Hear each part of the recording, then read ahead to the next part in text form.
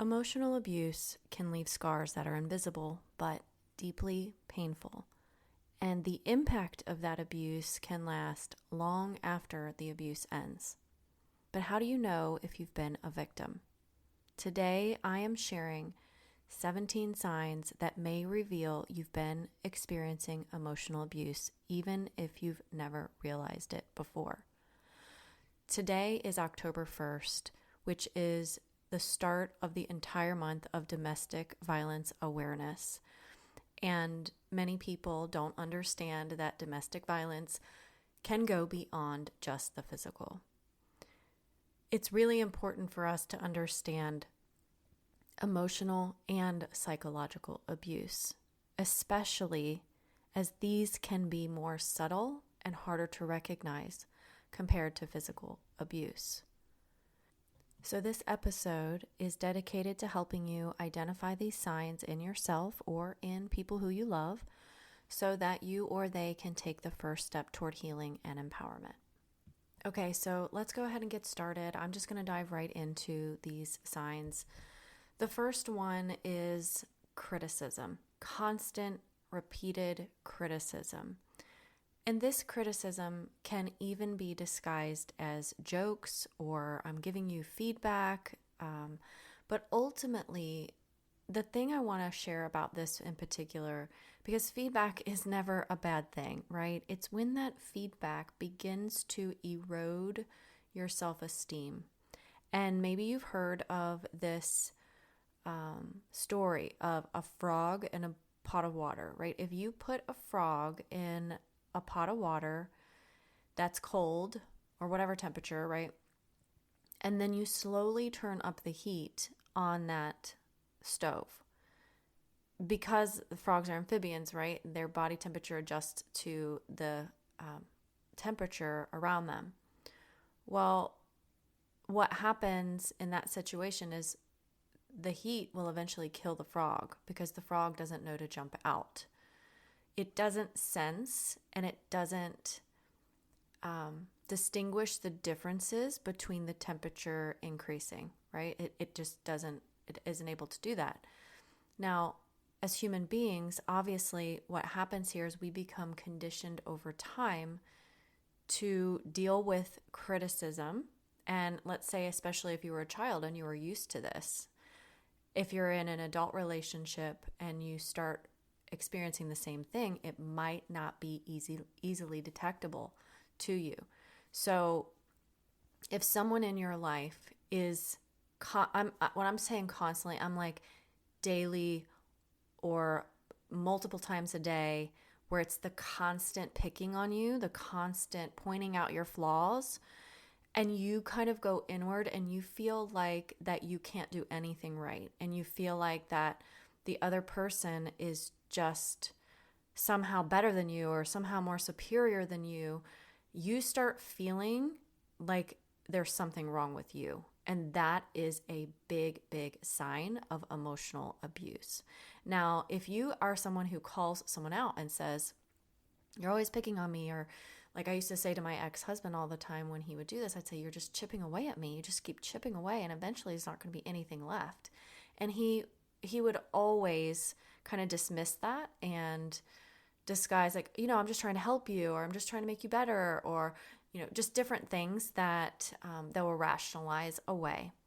And so it's really important for you to understand the difference between like constructive feedback and emotional abuse in the form of criticism, because sometimes we get those lines blurred. And if you are just feeling like you are losing yourself because you do not feel like you are good enough or you can't do anything right because someone is always pointing out your flaws, that may be a sign that you're being emotionally abused. Now, I want to make sure that you understand here, right? This podcast is called the Be a Better You podcast.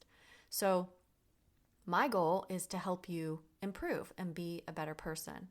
However, if it is to the point of you are feeling so down about yourself, you are feeling so lost, and no matter what you do and no matter how hard you try to be better, that the criticism keeps coming, that's something to be aware of. All right, number 2, gaslighting. gaslighting, I want to explain what it is briefly, but gaslighting is not just someone lying to you, right? A lot of times people think, oh, you're gaslighting me because you're lying to me. And that is just not the case. People use this term, they throw it around loosely, and it waters down the realness of what gaslighting truly is. Abusers will manipulate reality and make you question your sanity. That's what gaslighting is. If you Google the origins of gaslighting and this term, it is from a book, and think in like the 1950s, where a man was turning the gaslight down on his wife, and she would constantly ask him, like, did you turn the gaslight down? And he said no. And she started to feel crazy because she knew she turned it on and he was turning it down. I think that's the way it goes. I can't remember exactly, but you get my point. When you start to question your reality, when you start to think that maybe you're crazy because the other person is telling you something. I have an example of this where when I would wash my hands or do dishes, I would take my wedding ring off and I would set it on the counter. Well, one day my ex-husband hid my ring, and I asked him if he'd seen it, and he said no. So he lied, right? So that's the lie. But he took it a step further and made me feel like I was crazy and that I was irresponsible and that I had probably lost it down the drain or misplaced it. And so I'm running around ragged looking for this ring, which my first instinct was, wait, I know I said it here. But then he started to use that manipulation to make me question my sanity. That's gaslighting. So if someone is treating you in such a way where you feel like not only do you start questioning yourself and saying, wait a minute, I actually know that this is what happened, but then someone else, the abuser, said person, whomever, starts to make you question yourself, like, wow, you can't remember anything. Wow, you are really irresponsible. Yeah, you just can't remember what happened. I know you better than you do, right? When you hear those kinds of things, and then you start to make yourself believe that you are crazy and you start doubting yourself and doubting your reality, this is gaslighting. So this happened on more than one occasion to me, and I didn't know at the time that it was happening. I didn't even know what gaslighting was. I knew that I always put my keys on the hook when I came in from driving. And then when my ex-husband borrowed my keys one time and didn't put them back, he blamed me for losing them and said that I was the one who was crazy. So gaslighting can come and look different ways, but just remember, it's not just someone lying to you, right? Because people can lie without being gaslighters. So be aware that it takes it a step further, that if you are being lied to and made to question your sanity, that's gaslighting. And this is a huge sign of emotional abuse because it's manipulating your reality. A third one, and this is a big one, is isolation. Abusers often cut off your support network and distance you from people who would help you, like friends and family, maybe even work, right? So the thing about emotional abusers is isolation is a really, really helpful tool for them to keep them in power and control. And the reason why this is because if other people around you are cluing you in to, hey, that's not really normal, or, my husband would never do that to me, and that's weird, or, yeah, I never really liked that guy. I never really liked your husband very much. He just gives me kind of an off vibe, and, I think this is emotional abuse, right? So they're going to isolate you and cut you off from support from other people because they don't want them shining a light on the abuse. So it's much easier for an emotional abuser to maintain control over their victims if they keep them away from others. So if you're listening to this podcast and you know of somebody who's going through this, and maybe you're estranged from a friend and you know it's the ex that's creating, or not the ex, but the spouse or the boyfriend, girlfriend that's creating this isolation, this is why. If you are listening to this podcast and this is the only source of connection that you have, right? That's a huge red flag also. If your family has sort of distanced themselves, if your friends no longer invite you to come out with them, or they invite you and you are constantly feeling on edge, like, oh, I can't come, or making excuses, or coming up with something kind of off the hip. I used to do this all the time. If someone that I knew my husband at the time would disapprove of, we'd had conversations, I don't like that person, he would say. They're a bad influence on you, he would say. I don't want you hanging out with them, he would say. I already knew as soon as that person would ask me, do you want to go hang out? Do you want to go do this or that? I would always have an excuse ready to go. Always. And he even told me to do this. He even said to me before, if this person asks you to go out, have an excuse ready to tell them why you can't come. It was like even that in your face. So isolation can sometimes be very sneaky, but sometimes it can be very outright. I don't want you hanging out with that person. I don't want you being friends with that person. Okay? So this is a very, very common tool. So if you feel like you don't have much of a support system, or that, hey, I used to have a lot of friends, and once I got into the relationship with this person, now I feel like I don't have anybody. Like, is it me? Do they not want to hang out with me?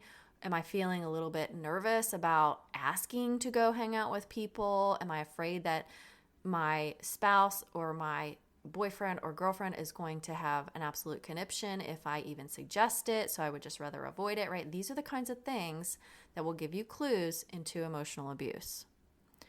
Number 4 is, I'm going to use this term, emotional blackmail, okay? So threats and guilt trips that are used to control your behavior. If you do this, then this is what's going to happen. And meaning, like, not a boundary, right? Boundaries are different, right? A threat, meaning if you, I'll use this as an example because this goes into financial abuse.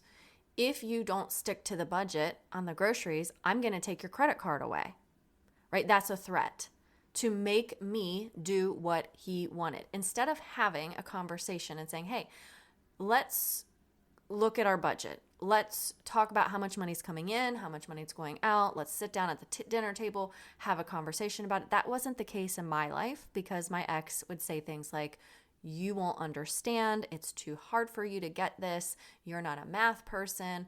So I started to dissociate from those things anyway, right?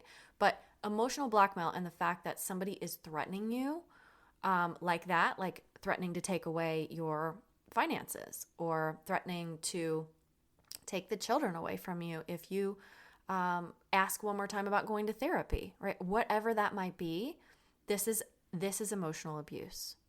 And guilt trips go into the same vein, right? So if they're making you, now I have to say this because I am a emotional abuse recovery coach, but nobody can make you feel anyway. But when you're in the middle of emotional abuse, that phrase does not apply. Okay, it's when you're out of that situation and you're doing the healing work, right? So, but if you're in the middle of an emotional abusive situation and someone is guilting you to try to control your behavior, that's emotional abuse. Like, for instance, my ex would, sometimes be fine with me going out with people that he approved of, right? People in his family or friends of his, things like that, that he felt good about, right? Probably these people were on his side, didn't see through his BS and all of that, right? But let's say that he would say right before I left, how long do you think you're going to be out?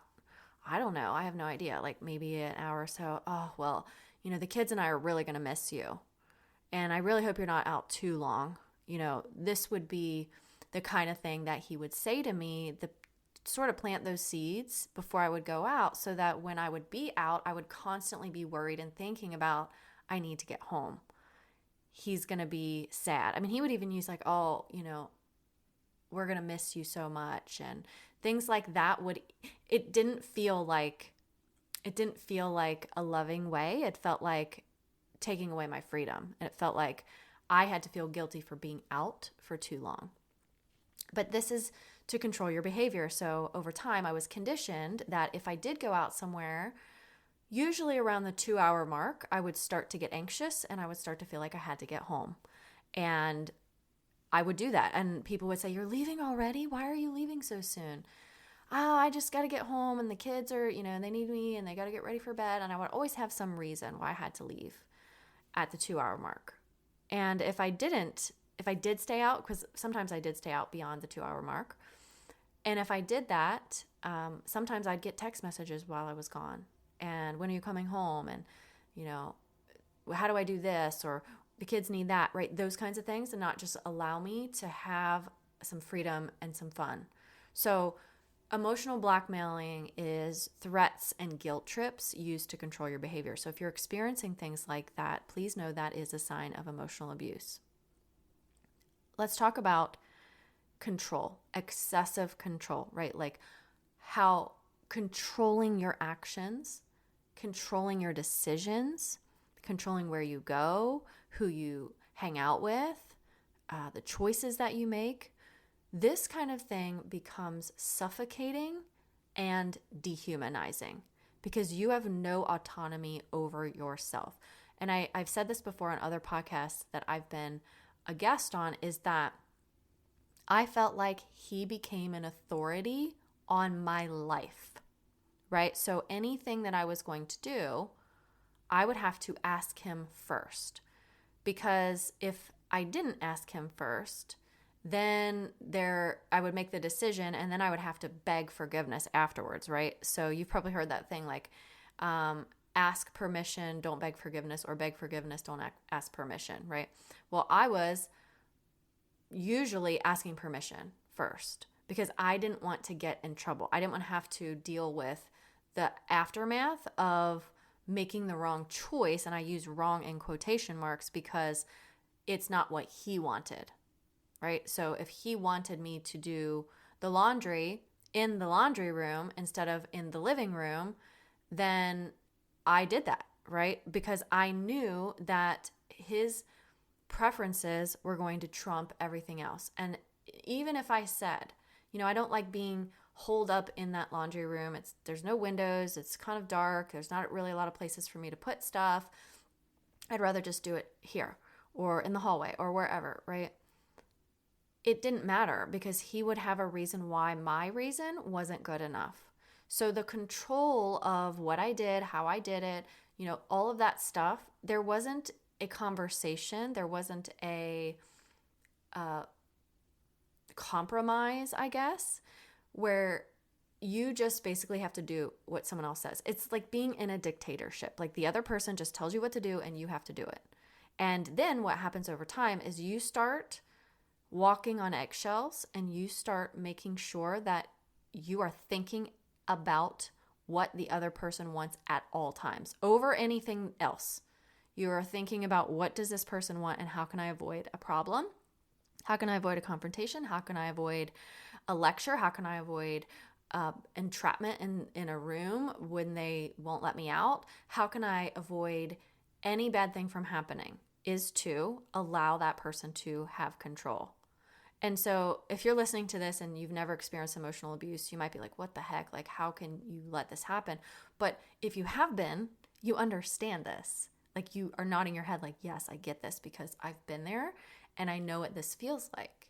It's very scary to have someone control your life in this way. But on the other side of the coin, it's kind of the lesser of two evils also. So you submit because you want to avoid all of the bad things that could potentially happen. And you avoid feeling like less of a person because it's so much easier to just allow that person and kind of allow them to have that authority. So if you're feeling like you have no identity, you have no independence, you are being suffocated, you feel like you have no freedom, this is an element of emotional abuse. All right, number 6, blaming and shaming. Okay, abusers will often shift blame to you and make you feel responsible for their behavior. If you hadn't done that, then I wouldn't have to do this. This is emotional abuse. When someone is willing to take accountability or responsibility for how they act, That is not abuse, right? If something happens and you're in an argument about something, and that person, you say, well, I don't like that you did this to me. And that person says in response, you're right. You know what? I shouldn't have done that. That was my fault. I didn't remember to turn off the TV when I went to bed. Right? An abuser will say something else. If the TV was left on all night long, the abuser will say, well, one, they could gaslight you. They could tell you that you are the one that said that you were going to turn it off, and that really never happened, and make you feel crazy. That could be possible, which is also part of the blaming and shaming. But they could also use something else, saying, you are always the one distracting me, and so I forgot because you were talking when we were going to get ready for bed, and it's your fault that I left the TV on. And this kind of stuff is like crazy making. It like kind of makes you feel like, what? Like, what are you even talking about? Like sometimes the word salads and the loop-de-loos and like the constant misuse of communication can really drive a person to feel insane. And so if you are experiencing this blaming and shaming kind of thing and making you feel like you are a reason for why they act the way they act, right? Like if someone throws I don't know, their phone across the room, and like they're very angry, and you said, this is not okay to do that. And they said, well, I wouldn't have done it if you wouldn't have said what you said. That is not okay. That is blaming you for their behavior instead of saying, you know what? Yeah, I was angry and I couldn't control myself and I threw the phone across the room. That's on me. That is not, now, I'm not saying that it's not abusive and intimidating to throw your phone across the room, because of course that is definitely part of it, right? That is an emotional abusive tactic too. But when the person is taking accountability for their actions and saying, you know what, I did this and it doesn't have anything to do with you, that is very, very different, right? Yep, I totally messed that up. I totally screwed that up. This is my fault. This has nothing to do with you. This isn't about you at all. I'm taking accountability and responsibility. That is not emotional abuse. The sign of emotional abuse is when they shift the blame. Blame shifting, if you've heard of this term before, is where they're trying to make you take responsibility for how they are acting. And you'll be able to easily identify this, right? Because you'll feel really defensive. You'll be like, wait a second. And you'll feel that defensiveness come up because they're blaming you for how they behaved. So if this is something that you've experienced, please know this is a form of emotional abuse. Number 7, I'm just going to throw this one in here because it is definitely abuse, is verbal abuse, right? Name calling, yelling, and aggressive language if it's used to intimidate and demean you, right? Because like it's okay to be loud. Like I'm a loud person, right? I don't yell normally, but if you are just loud when you're upset and angry, that's not abuse. Abuse is when it is used to intimidate the other person or demean the other person, right? Because I remember being really upset about something that my ex had done, and I went to my boyfriend and I started yelling about the issue. But the difference was I was not yelling at my boyfriend. I was not screaming at him. I was not using aggressive language towards him or trying to intimidate him or demean him. I was expressing myself because I was angry. The difference here when we're talking about verbal abuse is when the other person is actively using their voice to hurt you, to demean you, to make you feel less than, to call you names, to say you are XYZ expletive, right? if they are saying those things to you and yelling at you and using aggressive language at you because they are upset, that is verbal abuse, and it falls under emotional abuse. Okay, so if this is happening to you, this is abusive behavior. Now, if somebody comes home angry from work because they had a really rough day and they're, throwing their briefcase on the floor and they're upset and angry and they're yelling, but they're not actively directing it to you or others, that can just be an expression of anger. And anger isn't a bad emotion, right? So we need to draw the line here. It might not be comfortable for you because especially if you're used to somebody being loud with abuse, right? That can trigger you, and it will not be comfortable to hear it and to listen to it.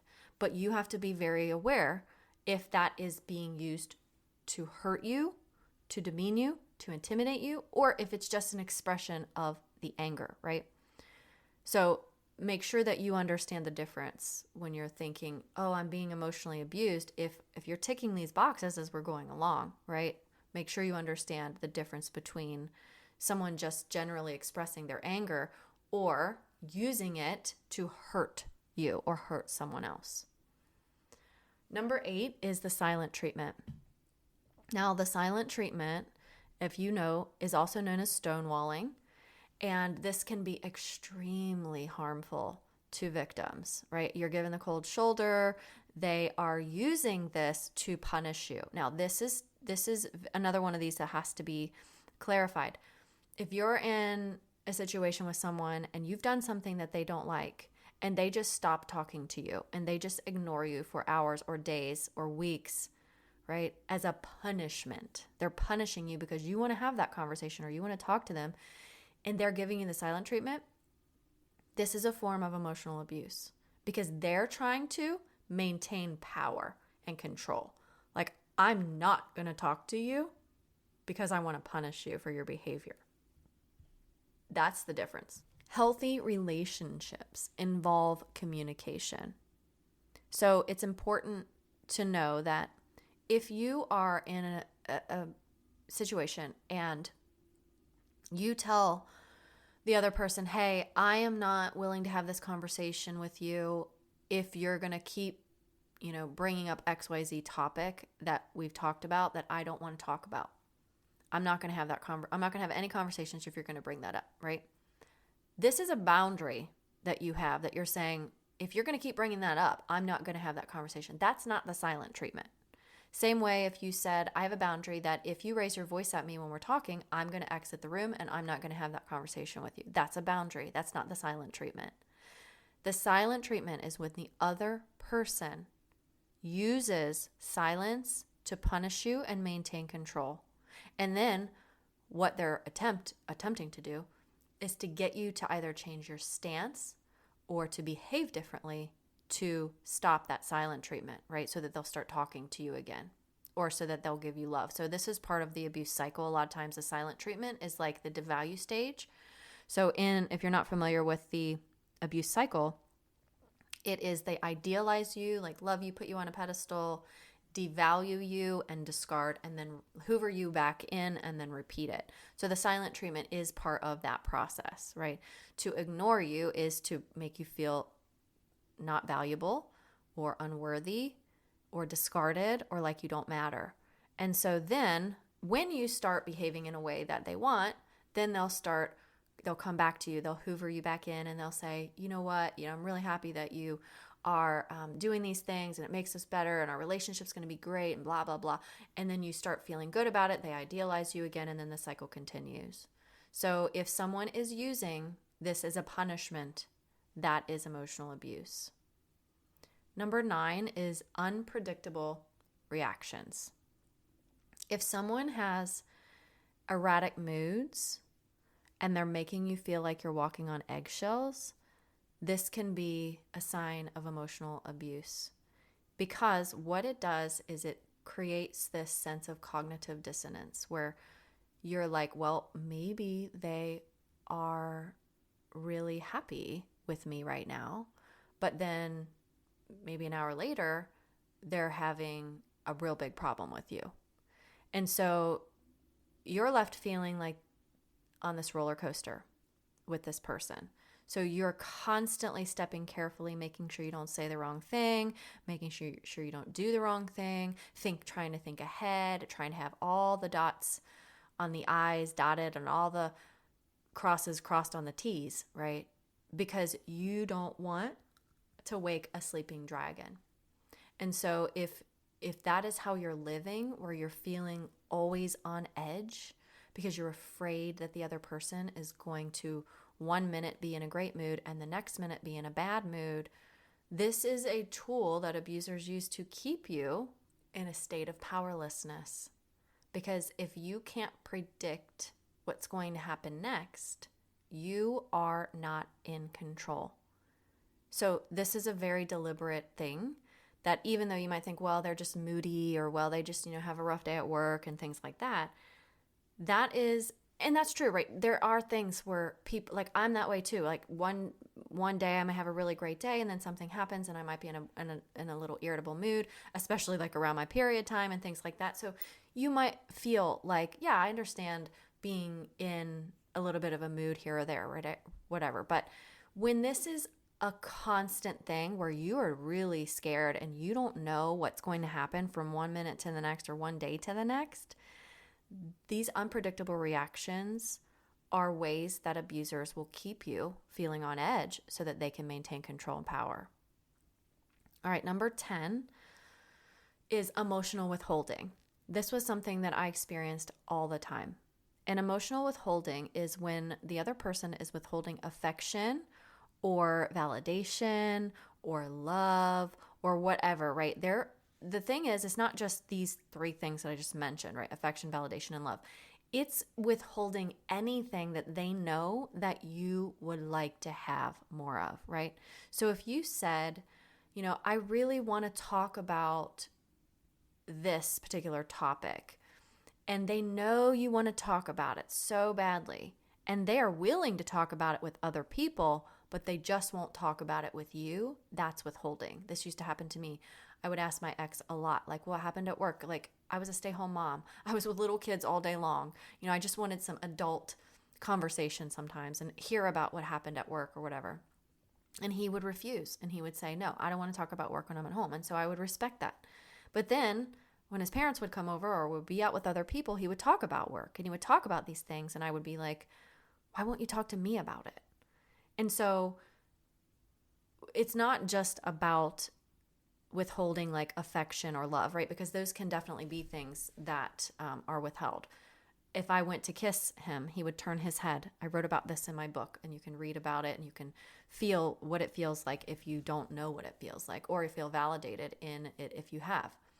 But turning his head whenever I would try to kiss him was really hurtful to me and made me feel unattractive. It made me feel unworthy. It made me feel unloved. It made me feel like there was something wrong with me, because why would the person who you're married to and who you're supposed to be in love with not want to kiss you? Why would they turn their head from you even, right? So withholding isn't just one thing. The phrase is emotional withholding because it's keeping you from feeling something that you desire, and it's done on purpose, right? It's done deliberately to make you feel unworthy.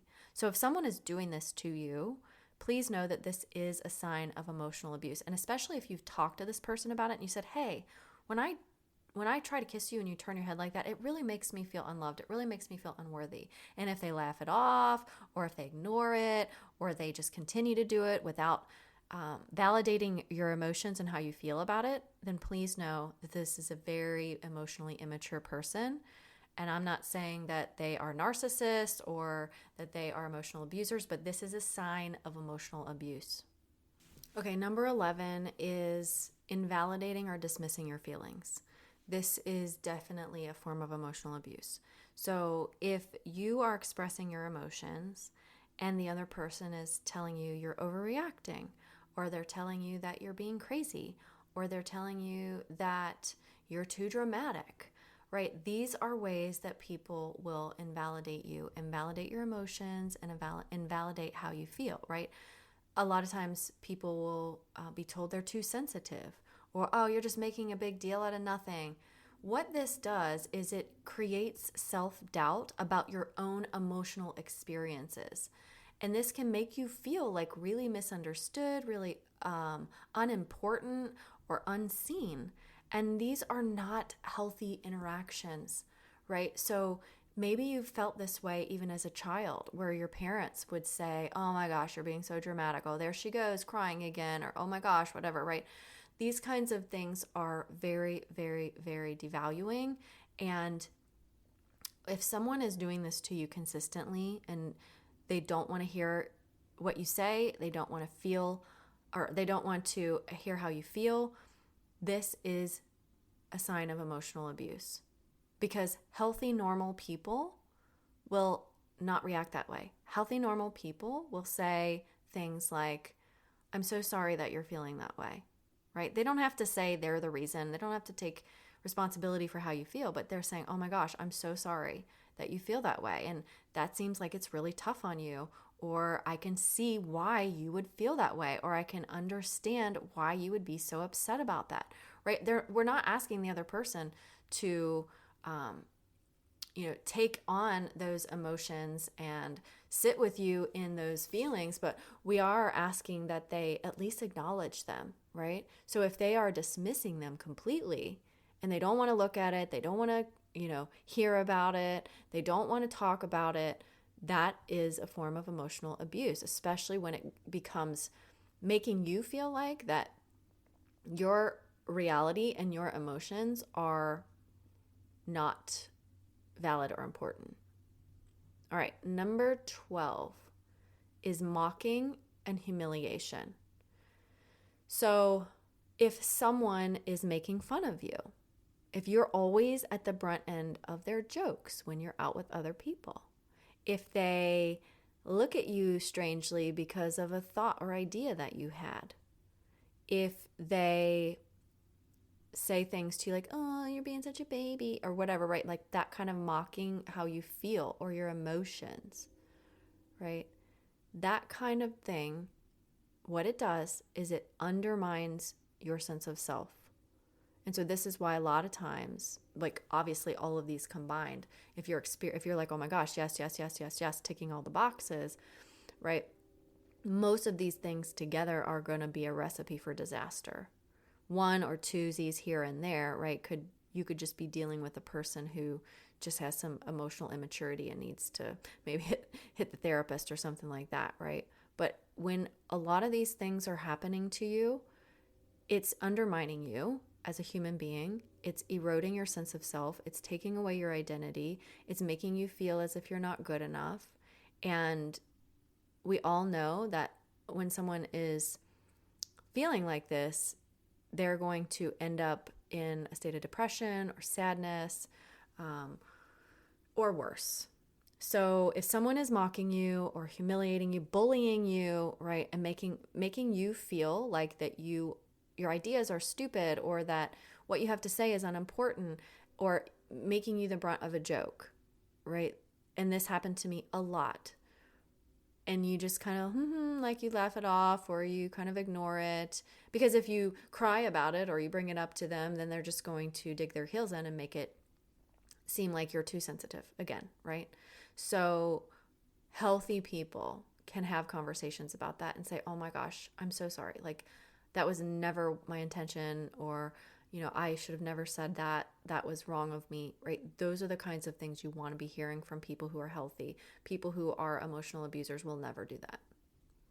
All right, 13, jealousy and possessiveness.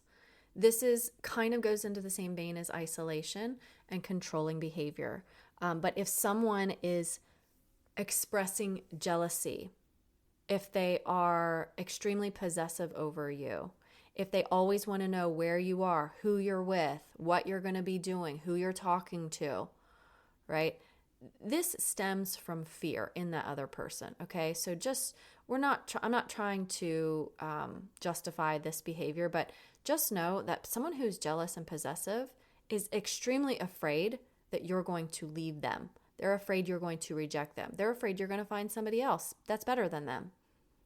So that's where jealousy and possessiveness stems from. There's no confidence in that person, and they're afraid and have deep fear that something bad is going to happen, right? But that kind of dynamic in relationships can happen in friendships. It can happen in parental relationships. It can happen in romantic relationships. That's kind of what we probably mostly think of. But just know that if someone is saying things to you, requesting information from you, want to know your whereabouts all the time, that sort of thing, that is going to be a sign of emotional abuse. If they're constantly checking where you're at, if it feels like super invasive and violating, that you don't have any privacy or anything like that, that is something to be aware of. Okay, let's talk about 14, which I'm going to call sabotaging relationships. Now, this can be similar to isolation, but it is a little bit different. And abusers can try in sneaky ways to damage your relationships. This can also look like triangulation. So if you've ever heard of this term of triangulation, it's basically when there's a third person involved on purpose. So the abuser has you and them and a third person, and they may try to damage your relationship with that third person, which could be a family member, it could be a friend, it could be a colleague, right? Where they spread rumors between, they create conflict, or they manipulate situations to further that isolation, okay? So this behavior, like when somebody is doing this, what it does is it causes you to remain dependent on them and feel disconnected to other sources of support that you could have. So often they'll do things or say things in that triangulation to sabotage your relationships. I'm trying to think of like a good example of this. Let's use like a work example. Like if you're at work and you're friends with somebody and you're really close friends, but you suspect maybe that this person might have elements of emotional abuser. Like maybe they're really jealous. They always want to know where you're at. They make fun of you a lot, but under the guise of I'm just joking, like things like that. And then maybe that person has noticed that you have another friend and they don't like that. And so they may go to that other friend and say something like, oh yeah, I was talking to her the other day and she said this about you. And I don't know why she would have said that because I thought you guys were really close or blah, blah, blah, right?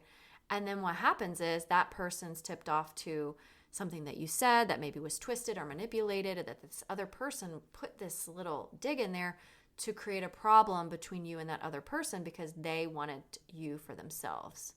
So that's an example of how like sabotaging relationships can work. Like it's actually designed in a way to keep you more isolated or keep you from having anybody else in your life besides them. All right, 15 is lack of accountability. All right, so abusers, we mentioned before, will not want to take responsibility for their actions and they will blame shift, right? So the thing that I want to drive home here on this one particularly is that my ex-husband rarely said sorry. I remember I would get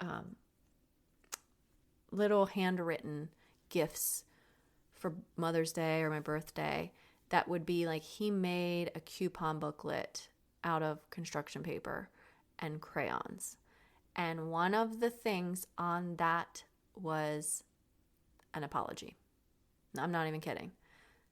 He gave me as a gift an apology. And this was because there were so many times that I would say to him, you can't even say you're sorry. He would just refuse to take accountability. He would refuse to say he was sorry, right? So if you're experiencing someone where you feel like you're always the one apologizing, you're always the one saying, I'll do better, you're always the one saying, it's my fault, you're right, blah, blah, blah, right? and they're never, ever, ever taking responsibility or accountability for anything, this is a problem, because guess what? Relationships are two, not one. How is it possible that only one person is fully responsible for the problems in the relationship? It's not, right? It is not. Everybody, even me, when I was in my relationship with my ex-husband, I know looking back that I did some things wrong. I was not perfect. I did a lot of things wrong. He did too, right? He was abusing me. He was doing gaslighting tactics and isolation and manipulation and control. He was doing all those things, right? I didn't know it at the time, but there were a lot of things that happened in the relationship that he would not take responsibility for. He would not say sorry, and he would blame me. I'll give you a quick example of this. When we had a big area in our basement that we wanted to use to allow the kids to play soccer in. And so he found this website online where you can get really cheap stuff. And he did like some bidding and things online and asked me to go pick up this huge, like, professional size soccer goal. And it was metal and like had the netting and all of that. So I went to the place that he purchased it from and I picked it up, put it in my car, brought it home. When we went downstairs to try to put it together, the reason that a lot of these places are so much cheaper that you can get these things is because there's something wrong with them and someone has returned them. So I'm going to try to explain this as easily as I can, but one of the metal pieces that went inside of another metal piece, right? So like round peg and round hole, was the hole was bent. So the metal piece that went inside of that hole you couldn't fit it in. And so the other problem was the net was so tangled. Like, it was unbelievably tangled. There was like, it was almost like impossible to untangle it. I don't even think we did. But I was down in the basement helping him put this together. We're using all these things to try to bend the metal, to try to put it back together. And he is partly to blame for that, right? Because he knew that these things would happen. But I was the brunt of the argument. I was the one that was getting yelled at. I was the one that was getting told I wasn't doing this right and I'm not holding it right, and don't say this to me and don't do that, right? All these things where all he had to do was say, you know what? This is my fault, right? I should have known that this was a possibility because I bought from here before, and the things that I buy from here are often broken, damaged, or whatever. This isn't your fault. I understand that you're trying to help, but he could not do that. He could not take accountability at all. He could not, and I would want to say, that this place sells damaged things. You know that this place does this. You know that in the past you've gotten things like this before, so what made you think it was going to be different this time? And then I was the one at the brunt end of his anger and frustration, and that somehow it was my fault. So when that happens to you, please know this is also emotional abuse, okay? 16 is undermining your accomplishments, right? So if you do something, they might downplay it or dismiss your achievements or make you feel inadequate or like it's not that big of a deal, or like, why are you tooting your own horn, or why are you telling me about that? And this is because abusers cannot stand the spotlight to be on anyone else but them. So if you have gotten a promotion at work, or you had some sort of success with the kids at home that day that you're really excited about or proud of, or that someone complimented you when you were out and told you you looked a lot younger than you really are, whatever, any of those things that you share that they downplay or dismiss is designed to keep you feeling inferior to them. So a good partner is celebrating with you. They are excited for your accomplishments and achievements. They want you to be better. They want you to be happy. They want you to experience your goals and dreams, right? But an emotional abuser will do the opposite because it makes them feel less than. If you're rising, if you're doing well, it makes them feel inadequate, right? So the best way that they can make themselves feel better is to make you feel worse. So pay attention to this. If this is a theme, if someone in your life, this could be a friend, this could be a family member, this could be a romantic partner. If you're sharing things and they're kind of poo-pooing on it, or they're like, oh, great, that's great, or they don't celebrate with you, or they're not excited about it, or they make you even feel bad about it, right? Like, that's emotional abuse. Most people don't realize that, but it is. And the last one, 17, creating dependency. Now, what this means is abusers will often try to maintain some sort of emotional or financial dependence on them so that it's impossible for you to leave, or that it seems impossible for you to leave, right? They're sort of manipulating all the things to make it seem like it's going to be too hard for you to get out, right? So I'll go back. I was a very successful recruiter at a bank that I worked at before we had kids. When I had kids is when I feel like the abuse really ramped up, and I became financially dependent on him 100%.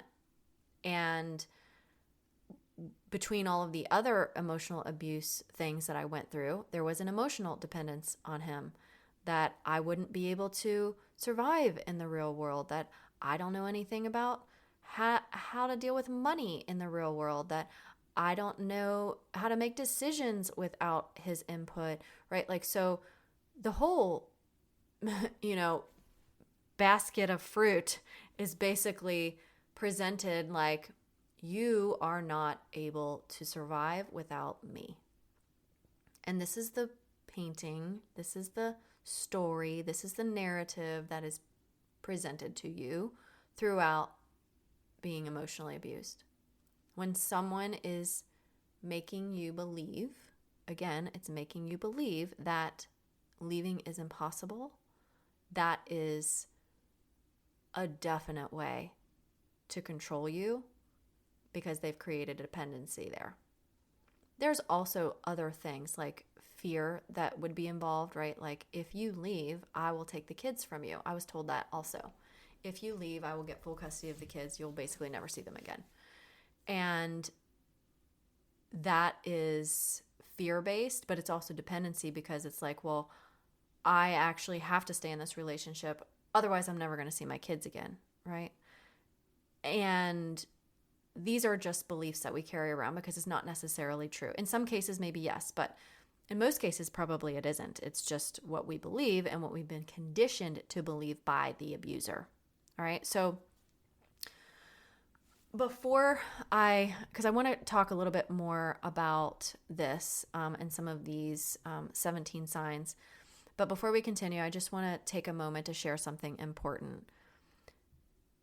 If you're ready to start your healing journey and you're recognizing that maybe you've been emotionally abused, or you know that in the past you've been emotionally abused, and you want to connect with other people who truly understand, you can join the Radiate and Rise community for $44 all month long in October.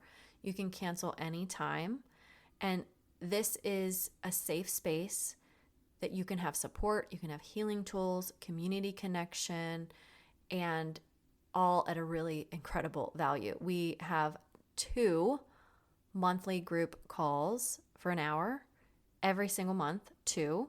I try to manage those to where other people have opportunities to be able to get on there, because I know that with schedules and things, it's difficult. But the purpose around me creating this was so that survivors could have a space where they didn't have to feel shame for what they went through.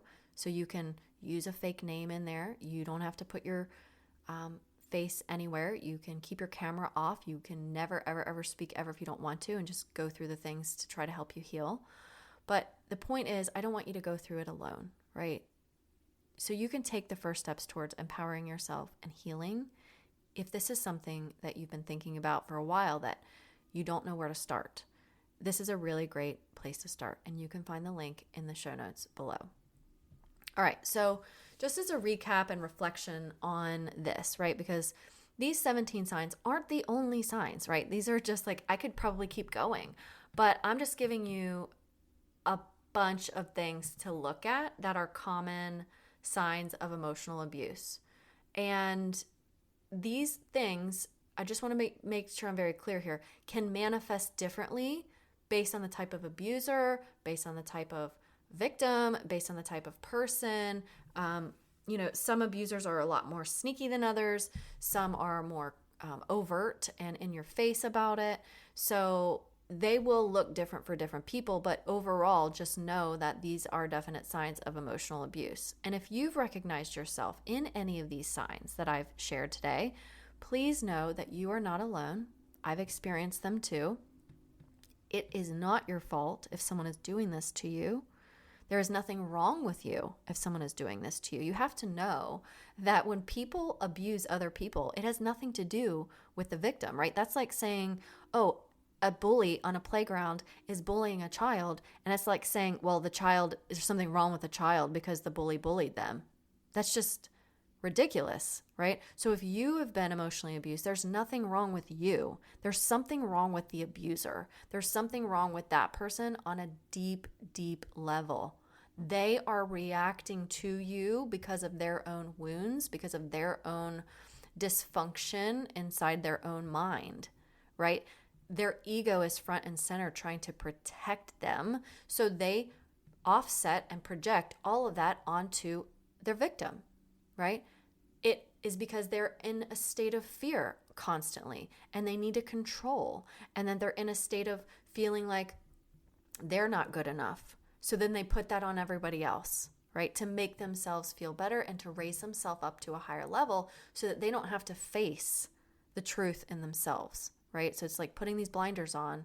I'm just going to shine the light on everybody else, and especially the victim who I enjoy victimizing and hurting because of their own selfish desires to feel safe, okay? So please know that it is not your fault. There's nothing wrong with you, right? There is absolutely nothing wrong with you if this is happening to you in any stretch, in any way whatsoever. But awareness is the first step to breaking free and reclaiming your life. Awareness has to be the first thing, right? You have to be aware of what the signs are. You can't get out of an emotionally abusive relationship if you don't even know you're being emotionally abused. Like me, I had no idea. I just thought there was something wrong with me, and that wasn't true. Someone alerted me, hey, this is sounding like narcissism. This is sounding like psychological abuse. This is sounding like sociopathism. Like, oh, holy crap. Like, I had no idea. Awareness is the first step. Once you're aware, you can break free. If you've already broken free, now you have the awareness that it's not you. It's never been you. Can you improve yourself? Should you improve yourself? Should you try to be the best version of yourself? Absolutely. Abso-freaking-lutely you should. To be the best human that you can be. To show up for people in your life who you love and care about. Your children, your family, whomever, right? That's how we radiate. And that's how we rise. And that's how we get above all that darkness, right? So if you're not doing that, you need to ask yourself, where am I in this stage here? Am I aware? Am I still in victim mentality? Because that's possible too. And there's nothing wrong with you if you're in victim mentality, and I have other episodes about that too. But victim mentality doesn't help you grow, right? We need to get into that victor mentality and step away from that. So, again, I just want to remind you that I have this special offer in October, which is $44 for the whole month of October. I can't guarantee it's going to stay that low. Each month it's gone up a little bit. So as people are joining, the prices can increase. But you get a ton of value in there because I'm putting lessons and homework and PDFs and all kinds of tools every single week. There's so much support from me and from others. There's 2 monthly calls that you get. And I really would love to see you in there to help you on your journey. Final note, your journey to healing is yours alone, right?